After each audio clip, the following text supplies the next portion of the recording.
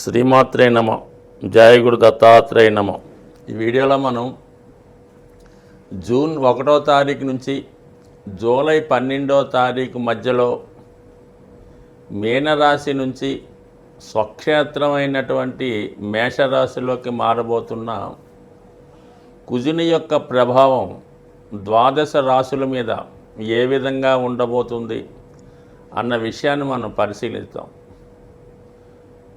జాతకుని యొక్క జీవితంలో కుజుని యొక్క ప్రభావమే ఎక్కువగా ఉండడం జరుగుతూ ఉంటుంది.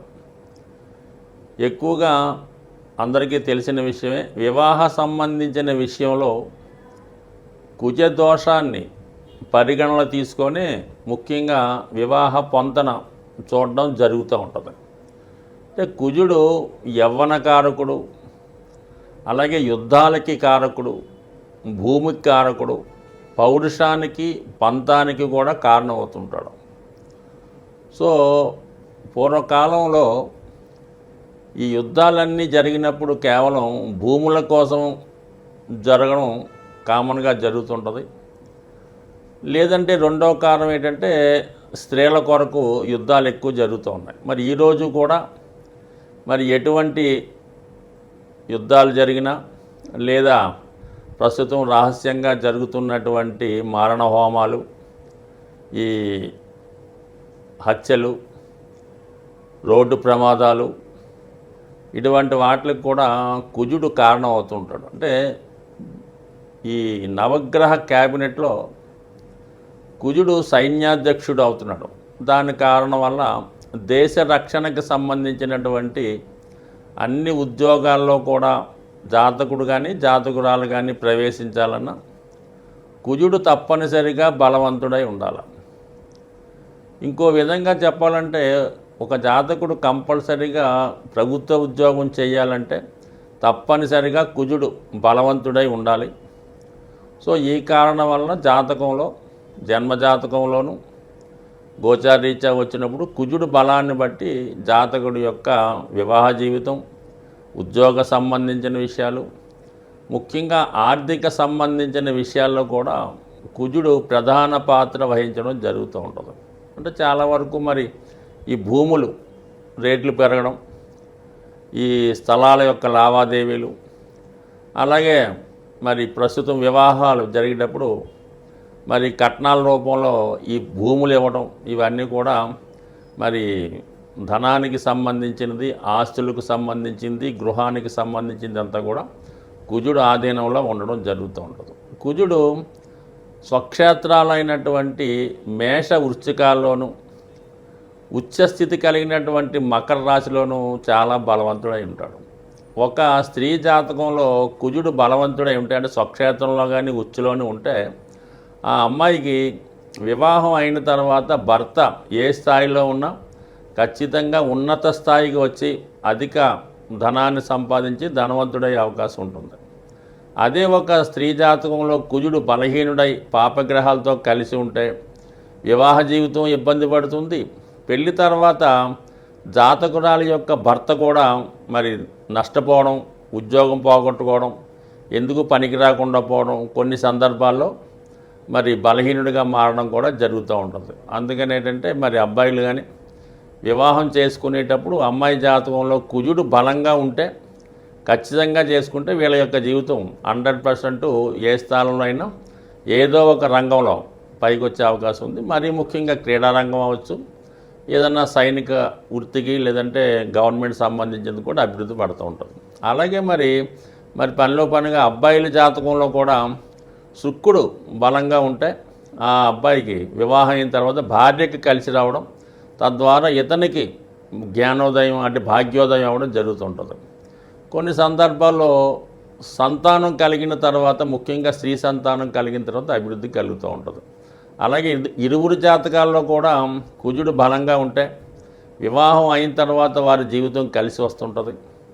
అలాగే మరి ప్రథమ సంతానం కలిగిన తర్వాత వాళ్ళకి కలిసి రావడం కూడా జరుగుతుంటుంది. ఏదైనా జాతకంలో ఇంపార్టెంట్గా అంటే ముఖ్యంగా కుజుడు యవ్వనకారకుడు కాబట్టి బాల్యం వదిలేద్దాం, 12 సంవత్సరాల వరకు బాల్యం వదిలేస్తే అక్కడి నుంచి ఇంచుమించుగా ప్రస్తుతం 12వ సంవత్సరం నుంచి 30 36 సంవత్సరాల వరకు కుజుడు యొక్క ప్రభావం ఎక్కువగా ఉంటుంది.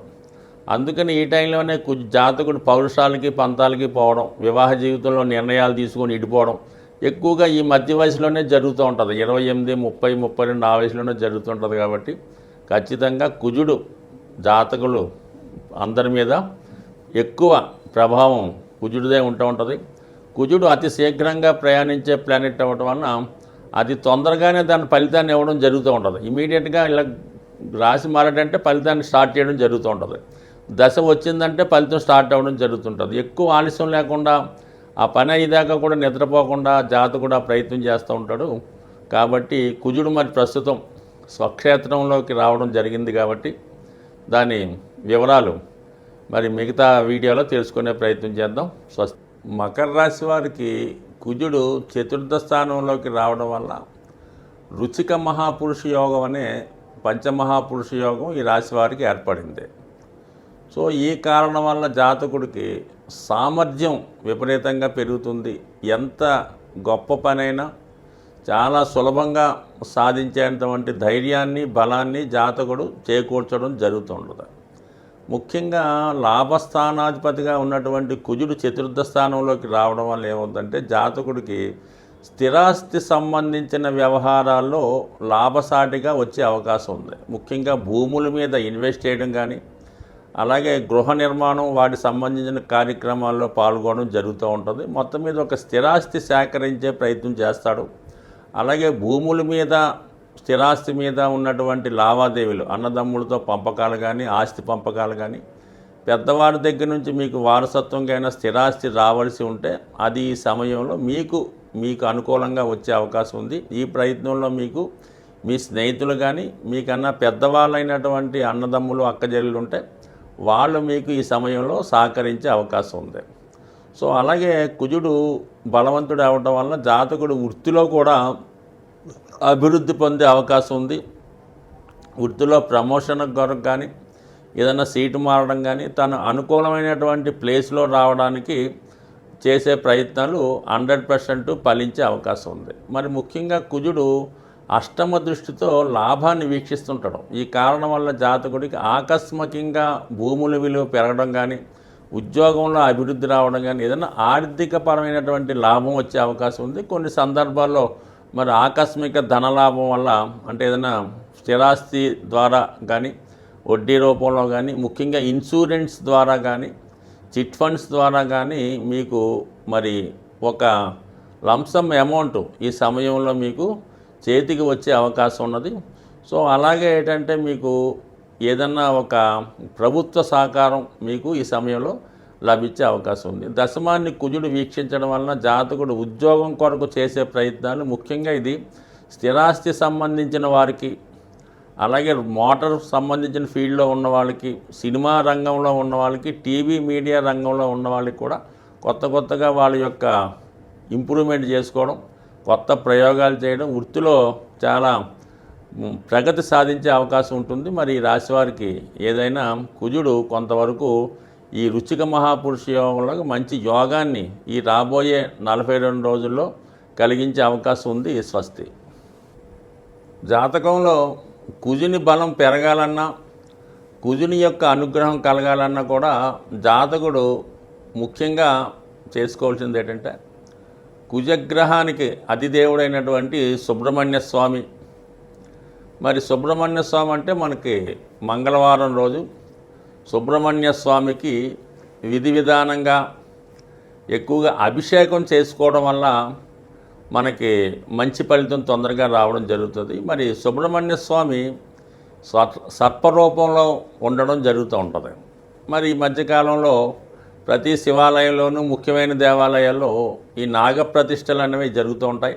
వాటిని మరి జాతకులు మరి అనుకూలం బట్టి డైరెక్ట్గా సుబ్రహ్మణ్య స్వామి అయితే ఓకే, లేని పక్షంలో ఈ శిలలు, ఈ ప్రతిష్ఠ చేయని శిలలైనా మంగళవారం రోజు ఒక 18 ప్రదక్షిణలు చేసి విధి విధానంగా సుబ్రహ్మణ్య స్వామికి ఇష్టమైనటువంటి ముఖ్యంగా ఏంటంటే చెరుకు పానకం, చెరుకు రసం లేదా ఆవు పాలు, అలాగే బెల్లం పానకం, అలాగే మరి వీటితో అభిషేకం చేయడం, లేదంటే చలిమిడి అంటే కొన్ని ప్రాంతాల వరకు తెలుస్తూ ఉంటుంది, అది చలివిడి నైవేద్యంగా పెట్టడం మంచిది. లేని పక్షంలో చలివిడినే కొద్దిగా ఇంకా అభిషేక రూపంలో పలసగా కలిపి దానితో అభిషేకం చేయడం వల్ల కూడా మీకు విధి విధానంగా మరి సుబ్రహ్మణ్య స్వామి అనుగ్రహం కలుగుతూ ఉంటుంది. సో అలాగే జాతకంలో ఏదైనా ప్రమాదాలు ఉన్నాయి, ఎక్కువ ఇబ్బంది అంటే మరి కుజుడు కూడా ప్రమాదాలకు కారణం కాబట్టి యాక్సిడెంట్ లాంటివి వచ్చినప్పుడు కొన్ని లగ్నాల వారికి కొంతమందికి ఏంటంటే రక్తదానం చేయటం వల్ల, జాతకుడు రక్తదానం చేయటం వల్ల ఎంత గొప్ప కుజదోషమైనా ఎంత పెద్ద ప్రమాదం అయినా తప్పిపోయే అవకాశం ఉంటుంది కాబట్టి అది అనుకూలిస్తూ ఉంటుంది.